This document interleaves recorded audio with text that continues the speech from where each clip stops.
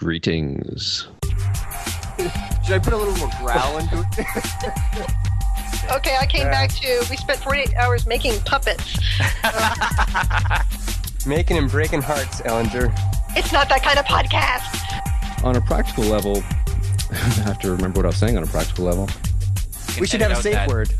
Armageddon! I guess we're maybe semi-proud of that. Welcome to Hide and Create, your online writing workshop. Welcome back to Hide and Create, your favorite writing podcast. With me today are Jordan Ellinger, Joshua Essoe, Moses Siregar, and myself, Diana Rowland. And today, we're going to have the throwdown. Well, not really a throwdown, but a sort of throwdown and debate and discussion about Star Wars versus Star Trek. You notice which one came first there, Diana? Star Trek versus Star Wars. All right, so we are actually going to go into not just have a debate about Star Wars and Star Trek, Star Wars, and all that, but about the writing of them and the storytelling and what each brings to the genre and how they're very different and what you can learn from them. I'm going to start off just saying that I believe they're both fantasies. Yes, they have science fiction trimmings and stuff like that, but they're fantasies and very different. Star Wars is a fairy tale. You have your lost prince who has to come and save the world and save save the princess, basically. In Star Trek, it's a dungeon crawl. It is a bunch of adventurers who find a new place and they fight the monsters or get through something, and then they go off and they go to the next place and they fight the monsters or find something and stuff like that. So I'm going to start with Moses. Give me your thoughts. Yeah, I thought about this a lot, obviously, as we were getting ready for this one. I honestly hadn't thought about it too much in the past for some reason, but they're different in the sense that you've got a more adult story in Star Trek, where it's about this sort of utopian future where we have, one Earth and we go out into space and there's this kind of egalitarian quality about it. And then you've got Star Wars, which is very mythical. George Lucas borrowed from a lot of historical myths and created something that is very much like a fantasy, very much like an epic, mythic, legendary type of story. Whereas Star Trek, you watch Star Trek episodes and they explore a lot of interesting issues. I mean, I watched more Next Generation Star Trek, and there's a hilarious, I don't know hilarious, but there's this great reel of Jean-Luc Picard, opining about all of these deep social issues, and you can go, YouTube and find that. And I watched it one day, and I'd forgotten how much social commentary there was in Star Trek. And so I think Star Wars appeals to this very primal need for myth and story and this sort of epic sense of the importance of the hero, the hero's journey, which, Joseph Campbell, wrote a book, The Hero's Journey, about all the stages throughout myth and stories around the world of the stages that the hero goes through. And so you have these people who are very important, such as Luke Skywalker, who is this, kind of central hero. And, that appeals to that part of us that believes we are the hero of the world. We are the hero of our own lives, obviously. And we have all these sort of things to overcome. And it's good versus evil. And Darth Vader, even though he's this very dark figure, especially early in the series, or at least if we start from when we started as kids, he's still somehow compelling and interesting, even though he's just completely black in the beginning. But it's that kind of thing, and I think that Star Wars I think we can say it has ultimately a broader appeal, and one piece of evidence I will give you for that is that the number of followers they have on Facebook: Star Wars 8.1 million, Star Trek 1.9 million. So more than four times as many for Star Wars. Which isn't to say that Star Trek isn't a massively successful series, because it also is. One argument that you can make that they are sort of tied, and this appeals to us particularly as writers, is they both have approximately 70 million books in print. So in terms of readership in novels, they're equal. I would still make the argument, though, that Star Wars has a bigger appeal to more people. It has made more at the box office, even though they've had 6 Star Wars movies to 11 Star Trek movies. It's made more than twice as much money at the box office, about 3 or 4 times as much around the world in terms of worldwide gross, in terms of movies. I think you can objectively say that it is more popular. more popular. I will fight you, Joshua. and I think honestly it's because Star Wars appeals to a simpler part of us, a more childlike part of us. Star Trek is a little more adult, and things that are a little more adult and a little more thoughtful generally are not as popular in this world as the really simple stuff that appeals to the most root instincts that we have. And Star Wars appeals to those instincts in a beautiful, heroic, epic, mythical sort of way. Okay, Joshua, what's your preference, and defend it? Star Wars, obviously. Moses had it. Star Wars is a fantasy. When I was younger, I thought it was science fiction because it took place in space, but that's not the case. It's just like Moses says. It's an untested young man who yearns for greater things, is taught by a wizard to become a knight, to save a princess, and slay a monster that's protecting a fallen knight, right? So, I mean, it is a fantasy. It just happens to have swords and lasers and swords of laser and magic that's called the Force instead of just regular magic. It's built on all the archetypes that he just mentioned. It's a story arc that's been popular for centuries, and therefore it has much superior resonance. James Cameron may be like a master of audience analysis right now and figuring out how to make his stories appealing to a large group, but I think that Lucas makes him look like a Padawan. Lucas took all of these really great things that we love, that we already love, and he told them all in a brand new way. And then there's the key, I think, to this episode. Everything may have been done before, but you're the only one who can retell it like you. Star Trek was an idyllic future, or is an idyllic future, which I think automatically is somewhat more difficult for people to connect with on an emotional level. And I can hear Jordan vibrating at this point. No, it's not me. I'm not making that noise. No, right. I mean literally vibrating. Okay, Jordan, your turn. Well, okay, I think, first of all, when we deal with Star Trek, we have to separate Gene Roddenberry Star Trek from post-Gene Roddenberry Star Trek. In the documentary How William Shatner Changed the World, which is definitely worth watching, by the way, whatever you think of his acting, he's very wise in the way of storytelling. He points out that where this break actually occurred is in the Borg subplot in Star Trek The Next Generation. You know what? I'll get back into that later on. I'll come back to that. Basically, Star Trek, when it first started out, was a show about ideas, and Star Wars was a movie about characters, right? And I think you can see that, especially in the initial Star Treks. They would go to a system. There would be some weird alien about that system. There'd be, that alien would interact in a certain way, or they would have a different culture that would compel them to do things, etc.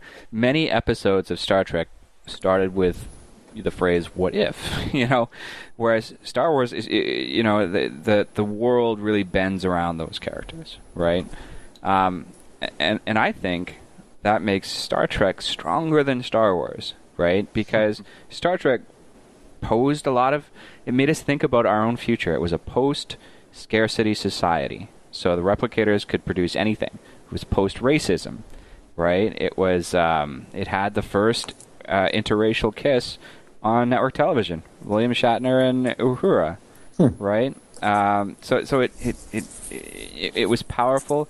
It was forward thinking, and coming back to the Borg and why William Shatner believes that was when Star Trek changed was because Star Trek was always about the positive future of humanity. Humanity was always advancing to a better place, and things in the future were so good at home that we had to look outside of our system in order to find conflict, right? Whereas with the Borg, Star Trek started turning really dark, right? And that's not what Star Trek was ever really about. And that, I think, is one of the reasons that later series failed, right? Like Star Trek Enterprise, for instance, right?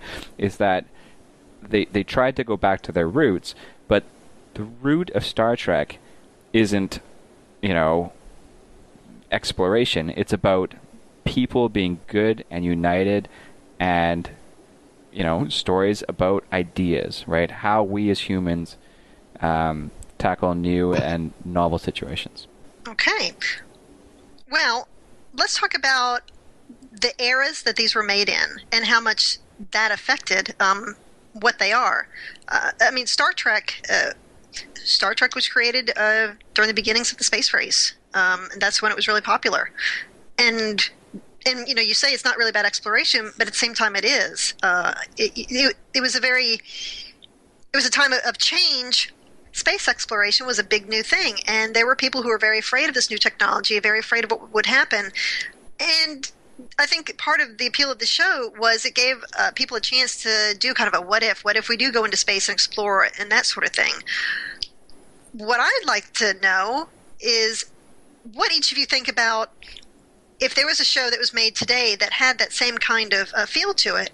I don't think Star Trek could really do well today because we're past that.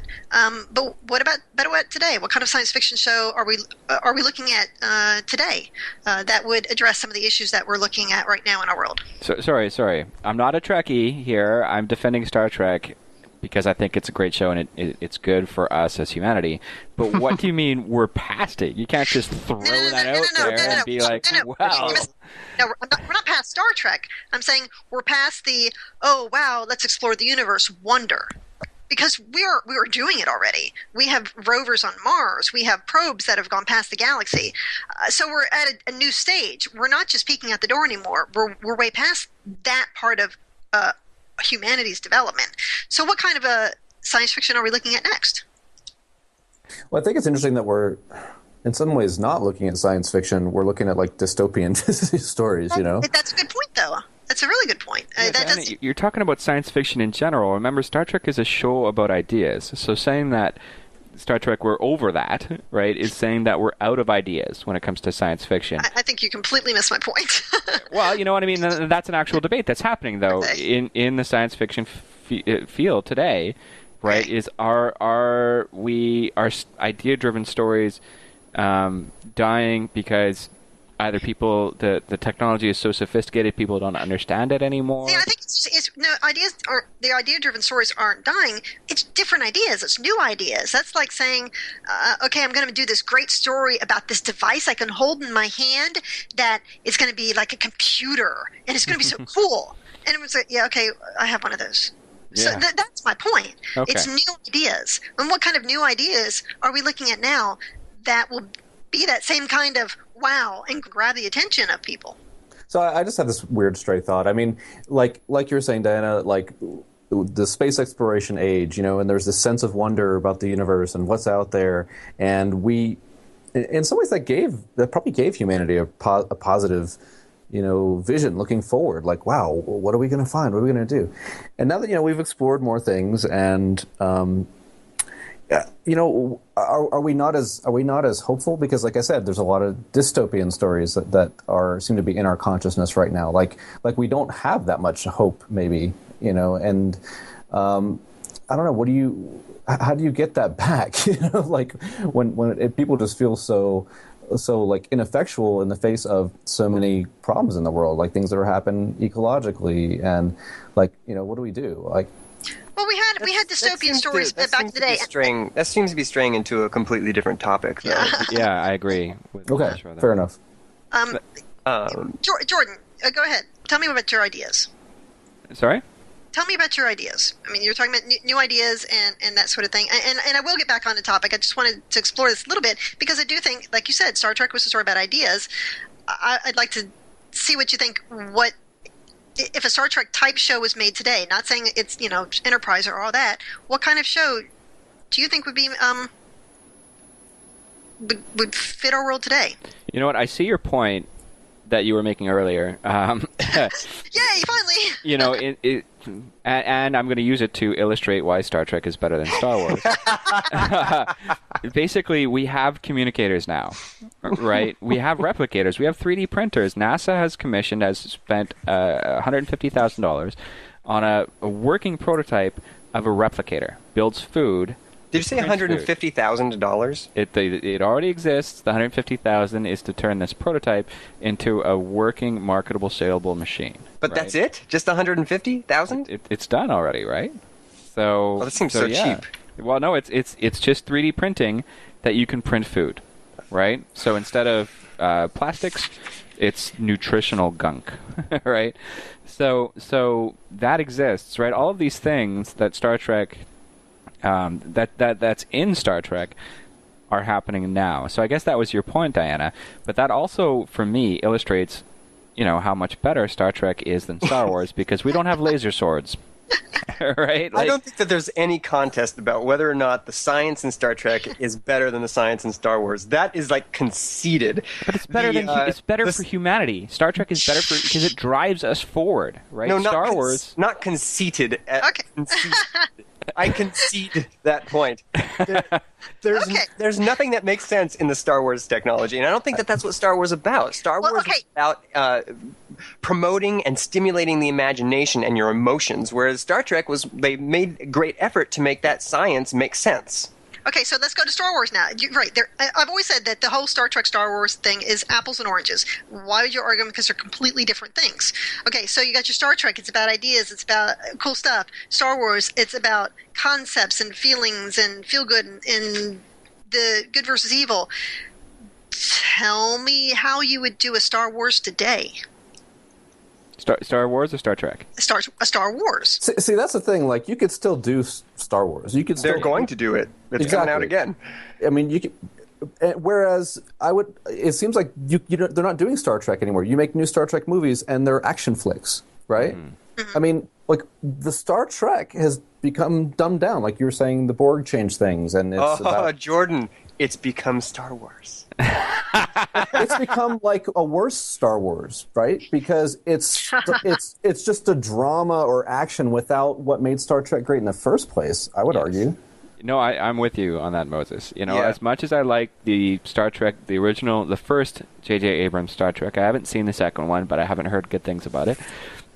As much as I liked it, it wasn't really Star Trek, right? It was hand-wavery, right? And it name-checked Star Wars. There was some fan service, right? Right. Mm-hmm. But it wasn't what Star Trek was about originally, right? Yeah. So... Which is sad, Yeah. And I keep wanting to take it back to why, but I guess let's talk about Star Trek versus Star Wars. But okay, well let's explore what is it about Star Wars that does make it something that could still be made today. Still is popular today. You can watch it today and get the exact same effect of it. Is it just the fact that it's a fairy tale, or what? What is it that appeals, and how can writers now kind of recapture or get that kind of feel in their own writing? To kind of side with Jordan a little bit on this, Yippee. I mean, at the risk of being judgmental here,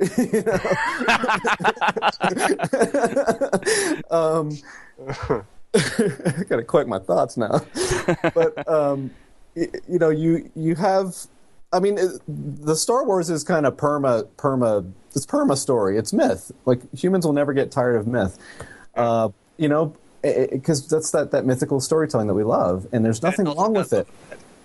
Yeah, it's part of what makes it's part of us. It's part of our DNA somehow. And so there is this part of me, this sort of judgmental part of me that wants to go like, yeah, and we should be doing Star Trek-like stories and idea stories and science stories and things like that. And I feel like I'm a fuddy-duddy or something for saying that. But I mean, it's kind of true. Like, there is an evolutionary, thing there. Like, to have stories that inspire us to think higher and to want to take society in a better direction, to explore really deep questions, and not just things that, the dark side of fantasy is it can kind of just put us to sleep. We just tune out from the real world and we just get lost in the fantasy because it's so great. It's so much fun. I write fantasy, of course, I love that. Holodeck.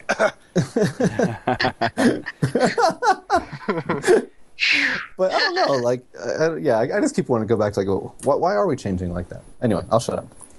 I think that there's a good point in what you just said, and I'd like to point out how, in one fashion, and I'm not sure that I agree with this or not. It's just something that I realize is as a thing, how it affects the real world.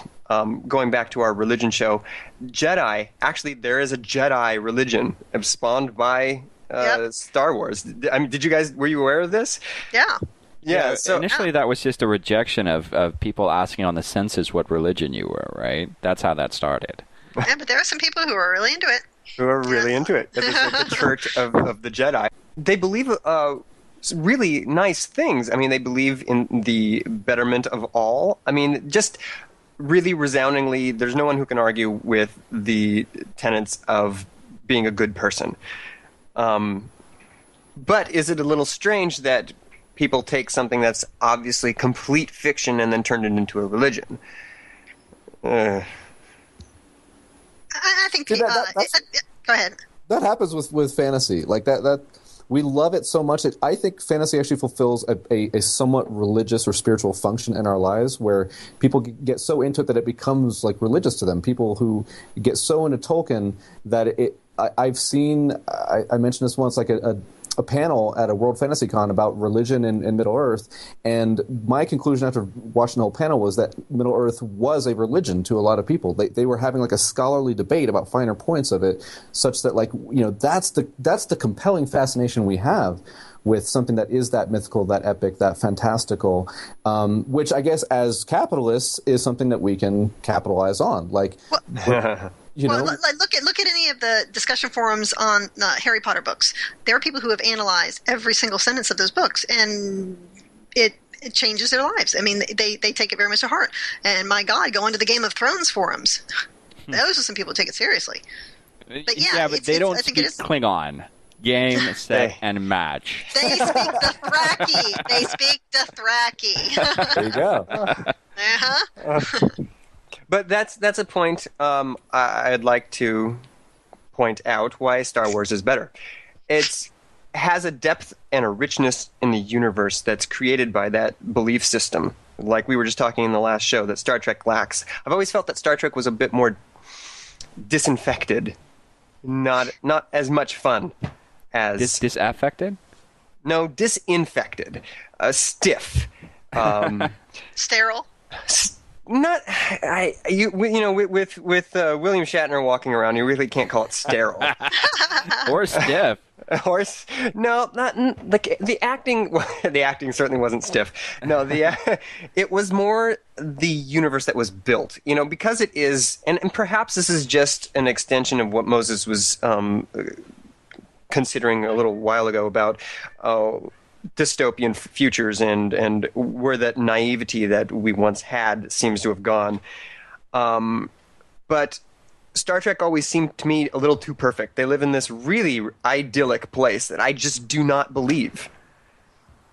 It's funny that you say that, because if you look at all of human history, right, basically all of human history gets better. It never goes backwards, right? That the world that we live in is infinitely better than the one that well, yes, but it goes in cycles. There's a lot of like 2 steps forward, 1 step back. I mean, let's look at the Black Death and the Inquisition and stuff like that. So I don't think you can say it always is getting better. There are definitely some backslide times. Well, let's look at the Matrix, where they made the perfect world for the humans, and they kept rejecting it. Yeah. Okay.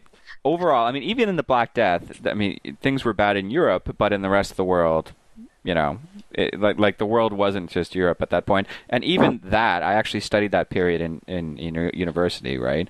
Even that made things drastically better because it thinned the labor pool, and therefore what were previously serfs were able to demand a living wage, right? So the Black Death actually was really good for Europe. It was, right? Except for the people who died. Go Black Plague! Sure, but everything always gets better. Like if you look at the world now versus the world 400 years ago, I think Star Trek is set in the year 2400 or something like that.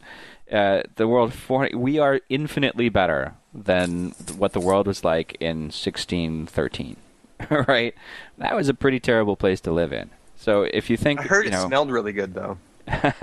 It could be, right? So for me, I have a problem believing in Star Wars, where people generally, act the same way that they do here. It's basically what if a young boy from our world was transported into magical fantasy land, right? Oh, Jordan, you're forgetting. This takes place a long time ago. Oh, that's true. Yes, that's true. So, in a galaxy far away. Mm-hmm. I'm back. What did I miss? Well, you missed Jordan being wrong. No big deal. No, I'm just saying, okay. Speaking of Jordan being wrong, the timeline on Star Trek, I think it's the earliest, the Enterprise seasons would be 2150, but the original Star Trek Season 1, the timeline was like 2266, so Wow, Okay. that's going to happen soon. So, yeah, it's still 250 years, right? The world now is 250 years, is way better than it was 250 years ago, right? Humankind is always kind of progressing, right? So, Just hold on, people. 250 years till perfection. Almost there. it's not perfect. It's just that the threats come from outside, right? Like the humanity, instead of the tribalism that we have now, right? Humanity is united, and I guess the universe is still tribal, right? But humanity together looks out for itself, and there aren't poor people. It's a post-scarcity society. There's no money, right?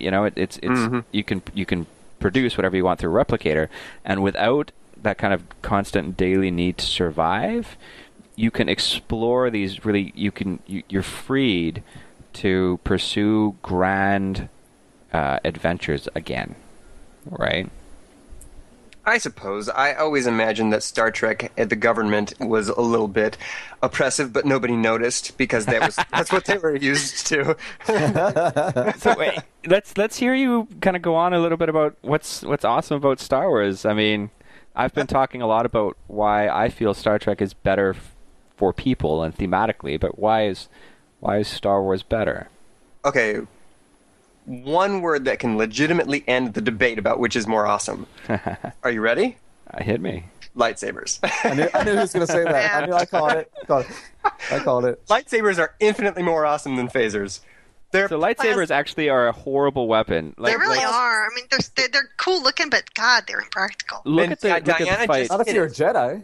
Not if you're a Jedi. And No, it literally is. Look at the fight between Dooku and Yoda, right? So Yoda is like 3 feet tall, and he's got to like jump and flip and jump everywhere in order to fight with Count Dooku, right? Sure. And so, But no, let's talk about- it puts let's talk Yoda about- at a huge disadvantage. Let's talk about the fights between Star Wars and Star Trek. Okay, so we've strayed completely off topic, and I think it's time for some closing arguments. Oh my God, it is so not. No, it really is. It really is. I'm sorry, because I'm seeing the blood starting to flow. So Moses. Lightsabers cauterize wounds, Diana. All right, actually, let those two go first. Let them fight for a minute, and then I'll try to wrap it up. Okay, Joshua, this is your last. It's your closing argument. You have 1 minute, and I'm timing you. Go. No, come on. Okay, Star Wars, Jedi, the Force, martial arts acrobatics, magic, or Star Trek fighting, which is basically pugilism. I mean, don't get me wrong, Kirk can throw a mean roundhouse, right? I've seen it. It's pretty awesome, and I can respect that. But have you seen the way that Jedi fight? Especially Yoda, Jordan. Holy crap, that little guy is made of super condensed awesome. One of the most fantastic scenes in any of the movies, and unfortunately probably the only really good thing in Episode 1, was the lightsaber duel at the end with Darth Maul, Obi-Wan, and Qui-Gon.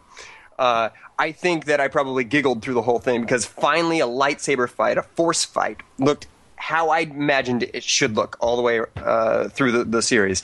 It was extraordinary, and I think that it really got people's emotions fired. They got super involved in that. And that's what you want in a story. You want to involve your readers emotionally. It's basically giving them a dopamine rush. It's a drug. That's why they go and they watch movies or they read books and they partake in stories, is because it's an escape. Okay.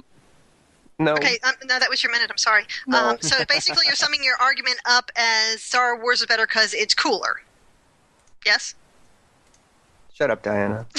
Okay, Jordan, your turn. 1 minute. I just want to, I'm going to use part of my minute to point out that in that laser sword fight that Joshua was talking about, they never actually aim at their opponent. There's a very famous YouTube clip that shows that when they're swinging their lightsabers, they would go right over their opponent's head. But regardless, Star Trek is better for people, as literature, right? Because it's real, it's realistic, it's happening, it's inspiring. You know, scientists will point to Star Trek and say, that's the reason that I do what I do today. Nobody has ever pointed at Star Wars and said, that is why I became a laser sword technician. Right? Now, I like Star Wars. I like the 4, 5, and 6. I don't care for the other ones so much, right? But you know, I really, really enjoyed those ones. I've seen them tons of times, right? But the argument here isn't which one is more enjoyable, right? It's which one is better, right? And I think Star Trek is better thematically. It's more inspirational, and it's got better ideas in it. Okay, there's your minute. And Moses, your take. Okay, so in Joshua's argument, I think the reason why you can argue that Star Wars is better, it is more popular, it is bigger on many objective levels, and I think it's because there is that appeal to a more primal, I think more childlike. My 5 and 6-year-old can watch Star Wars no problem. He can't watch Star Trek. Star Wars appeals to a broader audience because it is so primal. It hits on these wonderful things that we enjoy and we love. And as Joshua pointed out, there's so many cool things about it, like the lightsabers. Okay, so there's that argument for Star Wars. You know, in Jordan's argument, another way that I would reframe what he said is that Star Trek, what's so impressive about Star Trek, the more that I think about it, is it managed to be so huge and so successful by actually being kind of adult in its orientation and being about ideas and being about progress and things like that. It's hard to make progress a popular thing. Like, that doesn't appeal to our basest, common instincts. So the fact that it must have combined some mythical elements, some cool elements, some things that you can make a story that has a lot of adult appeal into something widely popular is really impressive about Star Trek. That is such a phenomenon, considering what it set out to do, and it did it extremely well. So I think it is an apples to oranges, to Diana's point. It is hard to say one is better, but I think we need a tiebreaker. And so I dug for a tiebreaker, and I think I found it. Star Trek, because really you can't decide. Star Trek, go 250 years in the future, utopian society, we've got warp drives, spaceships, we're exploring the universe, and they lost the technology for seatbelts. Okay? No seatbelts on the Enterprise. If that thing gets shot, you just fly across, the bridge or whatever. So I think because they lost technology for seatbelts, we have to give it to Star Wars. Well, I would like to point out that when Star Trek was originally developed, seatbelts were not standard in vehicles. But okay, so I'm going to close. That's lack of thinking, forward thinking on the part of the creators. And I really do. I really want to. I want to just join in on Moses on the keeping thing copacetic thing with Jordan. Keep in mind that if Abrams can reboot Star Trek and lens flare us all to Kingdom Come when it comes to the next Star Wars movie, I'm sure that we can find some common ground. So Jordan, may the Force live long and prosper. Wow. Yes, my closing was going to be that Joshua made the argument that Star Wars is about ideas and feeling good and cool stuff, and Jordan made the argument that Star Trek is relevant and about thinking forward. And I kind of think we really need both. I think that's really cool. Yep. So thank you all for joining us for this. We need seatbelts. Yeah, seatbelts are good for this very epic episode of Hide and Create. See you next time. Star Wars wins. This has been another episode of Hide and Create. The show is produced by me, Jordan Ellinger. The site is edited by Joshua Essoe, and your co-hosts have been Diana Rowland and Moses Siregar. That music that you're listening to was written by Jason Donnelly. We can be reached at writingpodcastonline.com, where you can ask us questions and suggest topics for future shows. Thank you for listening. Now go hide and create something.